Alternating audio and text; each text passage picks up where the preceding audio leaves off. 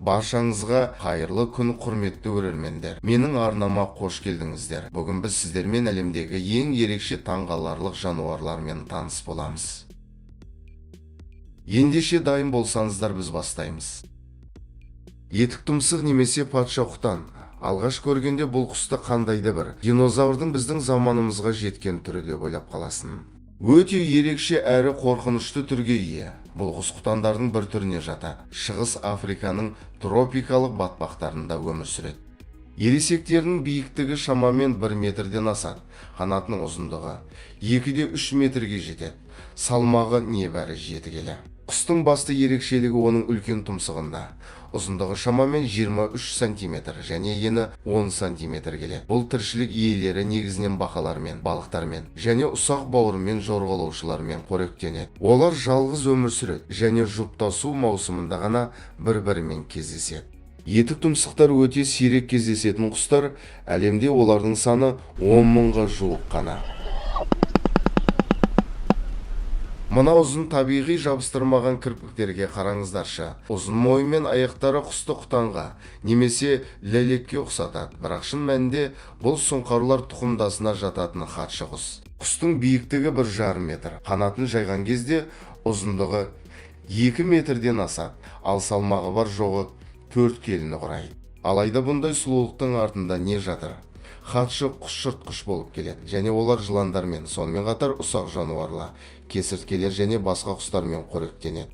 Ол өзінің мықты аяқтары, өткір тұмсықтары мен құрбандарына ешқандай аяушылық танытпайды. Сүйікті тағамдары жыландар болып келеді. Ол жыландарды ешқандай қиындықсыз аулайды.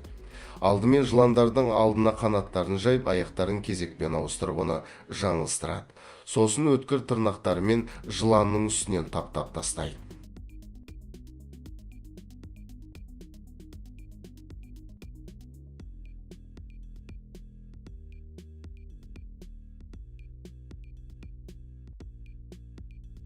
Жұптасу маусымында ерке құстар ұрғашының назарын аудару үшін өзінің толқынды ұшу өнерін көрсетеді. Құрылған жұптар ажыраспай ұзақ жылдар бірге өмір сүреді. Балапандарын бірге өсіріп, өздерінің аумақтарын қатты қорғайды. Ұяны соғуды және оған арнайы жай таңдауды. Толық қамқорлықты еркек құс өз мойнына алады.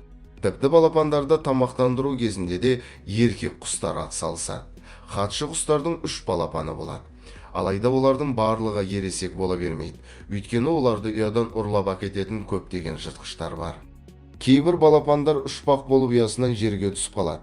Ересектері құлаған балапанға қамқорлық жасауын жалғастырғанымен, олардың көпшілігі көп ұзамай сол жерде өліп қалады. Хатшы құстардың таралу аймағы Африкада орналасқан. Сахараның оңтүстік шекарасынан оңтүстік Африкаға дейін созылады. Және дәл қазір бұл құстар қорғауға алынған. Ерекше жыртқыш құстармен танысуды әрі қарай жалғастырамыз. Казуарлар Австралияның солтүстік шығысында, тропикалық ағашты жерлерінде тіршілік ететін ірі ұшпайтын құстардың бір түрі. Ересек казуарлардың салмағы шамамен 60 келі, ал бойы 1,5-2 метрге дейін жетеді. Олар адамдарға қауіпті болып келеді, әсіресе жұптасу маусымында. Еркектер агрессивті болады. Олар өз аумақтарын қорғап, жақсы ұрғашы үшін бір-бірімен күреседі.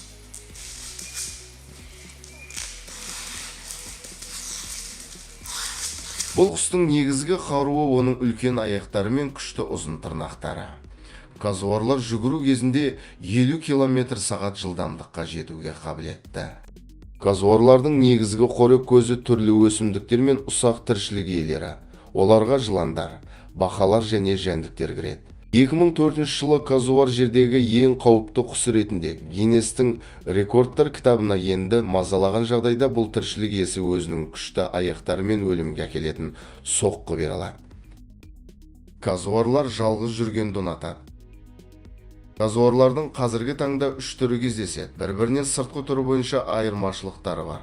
Олар дулығалы казуар, сарғыш мойынды казуар және казуар мурук деп аталады. Акапи бұл керік тұқымдасына жататын жұп тұяқты сүтқоректі. Сыртқы түрі жылқы мен зебраларға ұқсас келеді. Акапи бойы 1,5 метрден асатын ірі жануар. Оның денесінің ұзындығы 2 метр, ал салмағы 250 келіге жетеді. Акапийдің терісі жылтыраған қоңыр түсті, аяқтарында ақ жолақтары бар, мойны мен аяқтары ұзын, өте ерекше жануар. Еркектерінде екі қысқа мүйізі бар, ұрғашыларында мүйіз болмайды. Акапийдің жүктілік мерзімі 450 күн. Ұрпақтардың туу жыл мезгілдеріне байланысты орын алады. Тамыз қазан айларының жаңбырлы кезінде. Жаңа туған Акапий бірнеше күн бойы ең шалғай жерде тығылып жатады. Анасын ол дауыс арқылы таниды. Ересек Акапийдің дауысы тыныш жөтелге ұқсайды. Акапилер Конго Демократиялық Республикасында тіршілік етеді. Олар елдің солтүстігі мен шығысындағы тығыз тропикалық ағашты жерлерінде мекендейді. Мына бір кішкентай ерекше жануарға назар аударайық.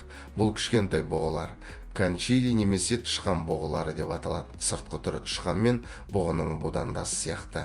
Олардың ұзындығы тек жарты метр, биіктігі шамамен 25 сантиметр, салмағы 2 келіден аспайды. Еркек канчилалардың аузында ұзын азу тістері бар, бірақ олардың бастарында мүйіздері болмайды. Кішкентай бұғылар Азияның оңтүстік бөлігінде мекендегендіктен оларды азиялық бұғы деп те атайды. Канчили негізінен өсімдіктер және жемістермен қоректенеді. Сонымен қатар жәндіктерді, тіпті балықты да жей алады. Жалғыз өмір салтын жүргізетін өте сақ жануарлар. Олар негізінен түнде белсенді болады, ал күндіз олар жартастардың ойықтарына немесе ағаш қуыстарында ұйықтайды. Үйрек тұмсықты әлемдегі ең таңғаларлық жануардың бірі десек қателеспейміз, себебі бұл жануарда құстар, сүтқоректілер және бауырымен жорғалаушыларға тән сипаттар бар. Балапандары сүтпен қоректенеді. Ауыздың орнына кең үйрек тұмсығы бар. Құстар мен бауырымен жорғалаушылар сияқты жұмыртқа салады.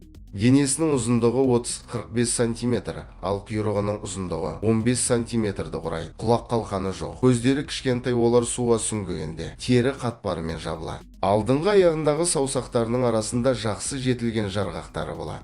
Солар арқылы суда жақсы жүзіп, сүңге алады, бірақ құрлықта баяу қозғалып, інінен онша ұзап кетпейді. Үйрек тұмсықтың уы болады, және ол ұсақ жануарларды өлтіреді. Адамдар одан өлмейді, бірақ өте қатты ауырсынуды тудырады, және ол бірте-бірте бүкіл аяқ қолға таралады. Олар судағы омыртқасыздармен қоректенеді. Үйрек тұмсықтар суда жұптасып, жылына бір рет ұрпақ береді, және бар жоғы 2 жұмыртқа салады. Оны 9-10 тәуліктен соң соқыр баласы жарып шығып, 11 аптадан кейін ғана көзін ашады. Денесін жапқан жүні қатты қылшықты, түсі қара қоңыр болады, терісі өте бағалы. Қазіргі уақытта аулауға тыйым салынған. Дәл осымен біздің видеода өз мәресіне жетті. Назарларыңызға рахмет. Видео қызықты әрі пайдалы болса, арнама жазылып, лайк басып, пікір қалдыруды ұмытпа. Келесі кездескенше сау болыңыздар.